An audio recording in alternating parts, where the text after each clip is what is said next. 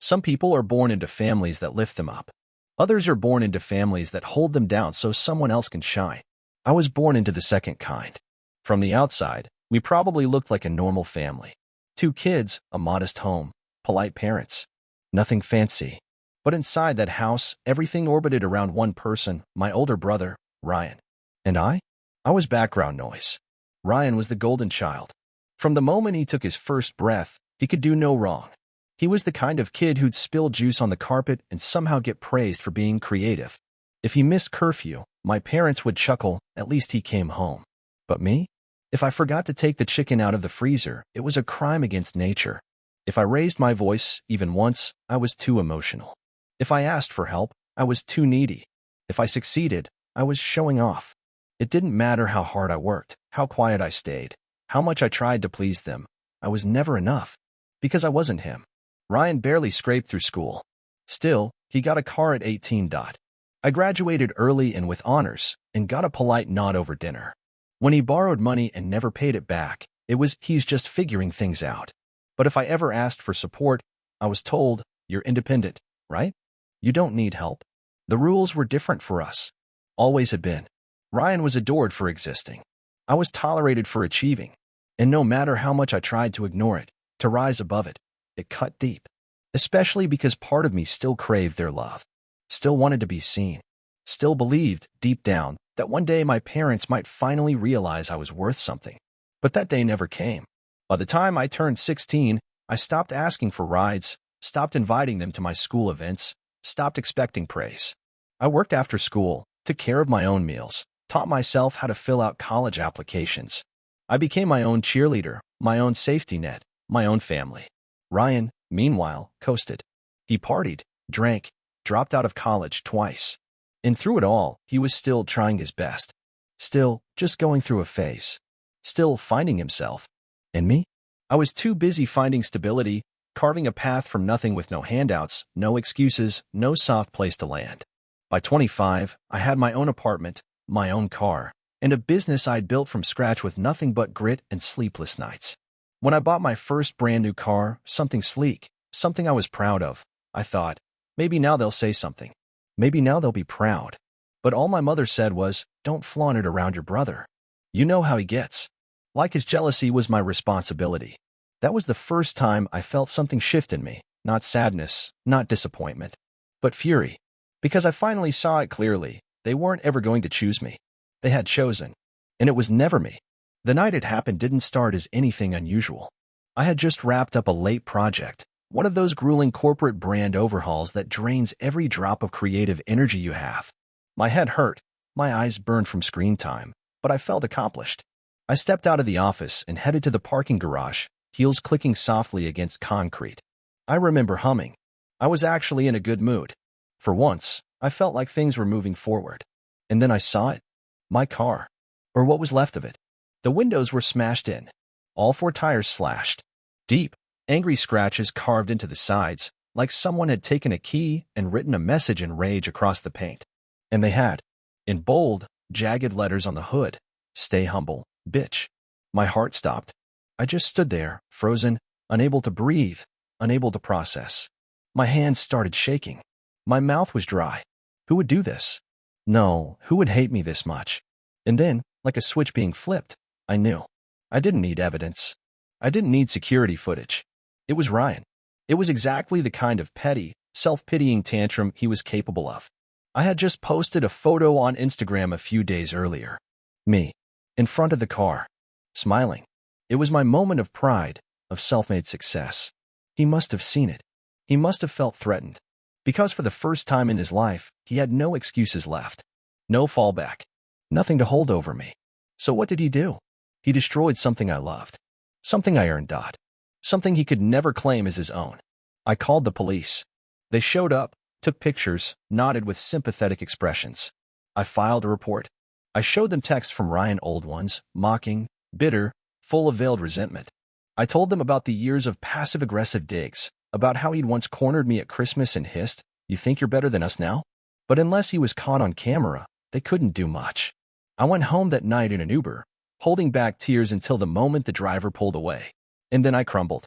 I sat on the floor of my apartment, knees pulled to my chest, sobbing, not because of the car, not even because of the money, but because I finally understood the truth. My brother didn't just resent me. He hated me. And worse, my parents would defend him. I got the confirmation a few hours later. My phone rang. It was my mother. Not to check on me. Not to ask if I was okay. But to yell. "Why are you trying to destroy your brother's life?" she snapped. "You called the police? You know he has a record. Do you want him in jail?" I was stunned. "You're seriously calling to protect him?" "He was just upset," she said. "You've always made him feel small." I laughed. Out loud. "I made him feel small. You flaunt your success. You rub it in his face. He's struggling, and you're out here showing off your big car and your perfect job and—" "Stop," I interrupted. "Just stop." I couldn't listen anymore. They hadn't even asked how I was. They didn't care that I was scared, that I was violated, that I was targeted. All they saw was their golden child being held accountable, and that was too much for them to handle. That night, I made a decision. If they wanted to protect Ryan, they could go down with him. I was done playing the quiet daughter. I was done shrinking so he could shine. I was going to expose everything. I didn't sleep that night. Not a second. I lay in bed, staring at the ceiling, the weight of everything pressing down on my chest like bricks. My mind replayed it all. The glass on the ground, the carving on the hood, the way my mother's voice dripped with contempt instead of concern. I realized something in those early hours, when the world outside was still quiet. They would never change. Ryan would always be protected, and I would always be disposable, unless I changed the rules. I got up at dawn and made coffee. My hands were still trembling, but my mind was sharp, focused. I opened my laptop and wrote. It started as a journal entry. Something raw, personal, the kind of thing you write just to get it out of your system. But as I typed, the anger sharpened into clarity. And by the time the sun had fully risen, I knew what I was going to do. I wasn't going to stay silent anymore. I wasn't going to swallow the truth just to keep the peace, because peace was never offered to me in the first place. I posted a long thread on social media, every detail. I told the world about the vandalism, about the message scratched into my car, about Ryan, about how our family had treated me my entire life. I shared the photos, the police report, screenshots of his past texts, and I wrote the words I'd never said out loud before. This is what happens when you outgrow the role they assigned you. When you refuse to stay small so someone else can feel big. The post exploded. Hundreds of retweets. Thousands of likes. Comments flooded in. Some from strangers, some from people I hadn't spoken to in years. "This is heartbreaking. I see you. I believe you. I live this exact life. Thank you for speaking out." For the first time, I wasn't invisible. I was heard. My parents, of course, lost their minds. They called nonstop. I didn't answer. Then came the texts, guilt-tripping, manipulative, angry. "Take it down now. You're humiliating us. Ryan could lose his job. You're tearing this family apart." I wanted to scream at them. Tearing it apart. You tore it apart the moment you decided his feelings mattered more than my safety. You shattered it when you taught me that silence was my role and sacrifice was my worth. But I didn't scream. I just posted one more thing. Family isn't who shares your blood.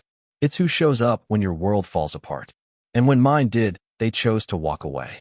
A few days later, a cousin I hadn't seen since college messaged me privately. "I just want you to know, I always saw what they did. You weren't crazy." It broke me a little, and it healed me too. They threatened legal action, claimed I was slandering a mentally unstable family member, said I'd regret it. But I wasn't scared, because for the first time in my life, I was in control. They couldn't guilt me. They couldn't gaslight me. They couldn't rewrite my story. I had already published it. Once the dust from my post settled, I realized something terrifying and empowering. If I didn't press charges, he'd do it again. Maybe not to me, maybe to someone else who dared to grow beyond his fragile ego, but he'd do it, because no one ever told him no. Not my parents, not the world, and certainly not himself. So I became the first person in his life to draw a line. I marched into the police station with everything I had, photos, videos from nearby security cams, which I finally received from a building down the street, printed text messages, and the social media thread that had since gone viral. The officer at the desk glanced through the file and said, "Looks like you did your homework." I nodded. I've been preparing for this my whole life. Filing the restraining order was surreal, cold, clinical. But when I walked out of that building, I felt lighter. Not healed, not yet. But like I was reclaiming pieces of myself I didn't even know I'd lost. The next few weeks were brutal. Court proceedings, paperwork, legal back and forth. My parents tried everything to shut it down. They even sent a family friend to talk some sense into me. You'll ruin your brother's record, he warned. You'll regret this when you've cooled off. But I was cool. Colder than I'd ever been. Not cruel, just clear. Ryan had made his choice. So had I. The day we stepped into the courtroom, he wouldn't even look at me. He sat with his lawyer, jittery, sweating through his collar. The same man who used to shove me into lockers, mock my success, and sneer at my independence, now looked like a child caught with his hand in the cookie jar. The judge reviewed the evidence, asked me questions. Let me speak. And when I finished, when I told the court, under oath, how years of family neglect turned into property destruction, how emotional abuse escalated into physical intimidation, I saw something flicker in Ryan's eyes. Shame. The restraining order was granted. He was fined. And required to attend anger management. The vandalism charge stayed on his record. He cried as we walked out. My parents hovered behind him, furious, watching me like I was the one who'd wrecked everything. But I didn't feel guilt. Not anymore. I felt freedom. That night, I went home and sat in my car, my new car, and exhaled. No more pretending. No more shrinking. No more loyalty to people who only loved me in silence. I posted one final update. This isn't revenge. It's reclamation of my name, my safety, and my voice. To every quiet daughter who was told to be the bigger person, you're allowed to take up space, to fight back, to say, enough. And I meant every word.